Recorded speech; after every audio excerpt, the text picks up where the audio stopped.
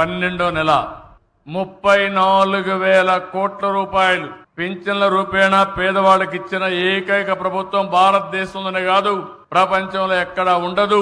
అలాంటి ప్రభుత్వం ఈ ప్రభుత్వం అని చెప్పి కూడా నేను మీకు తెలియజేస్తున్నా. మనం చరిత్ర కూడా గుర్తుపెట్టుకోవాలి.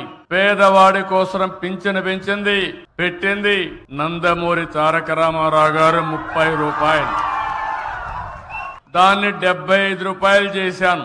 మళ్ళీ 200 రూపాయల నుంచి 5 ఏళ్లలో 2,000 రూపాయలంటే 10 రెట్లు పెంచిన ప్రభుత్వం ఈ ప్రభుత్వం.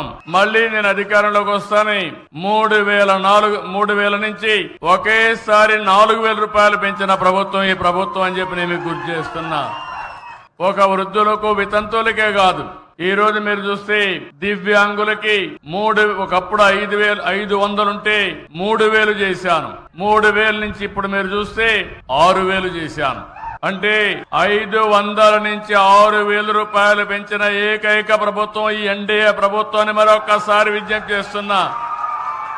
ఎవరన్నా డయాలిసిస్ వచ్చి కిడ్నీ ప్రాబ్లం ఉండి సమస్యలుంటే వాళ్లకు 10,000 రూపాయలు ఇస్తున్నాం. కొంతమంది బెడ్ కే పరిమితం అయిపోయి ఉంటే ఇంట్లో వాళ్ళు కూడా సేవలు చేయాలి కాబట్టి అలాంటి వాళ్లకు 15,000 రూపాయలు ఇచ్చే ఏకైక ప్రభుత్వం. అంటే 4,000, 6,000, 10,000, 15,000 ఇస్తున్నాం. నేను సవాల్ విసురుతున్నా, భారతదేశంలో ఎక్కడైనా ఇస్తున్నారా ఒక్కసారి మీరే వెరిఫై చేసుకోవాల్సిందిగా మిమ్మల్ని కోరుతున్నా.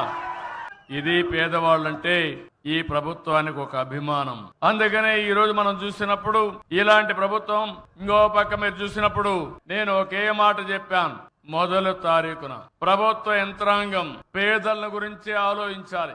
ప్రతి ఒక్కరూ గ్రామాలకు వెళ్ళాలి, పేదవాళ్ళని దర్శనం చేసుకోవాలి. ప్రజాప్రతినిధులు, ఎమ్మెల్యేలు, ఎంపీలు, అక్కడ స్థానిక సంస్థల్లో ఉండే నాయకులు అందరూ కూడా మీ దగ్గరకు వచ్చి మీకు ఆ పింఛనిచ్చే కార్యక్రమంలో భాగస్వాములైతే మీ కష్టాలు నేరుగా అర్థమవుతాయి, కష్టాలు తీర్చే మనస్తత్వం వస్తుంది.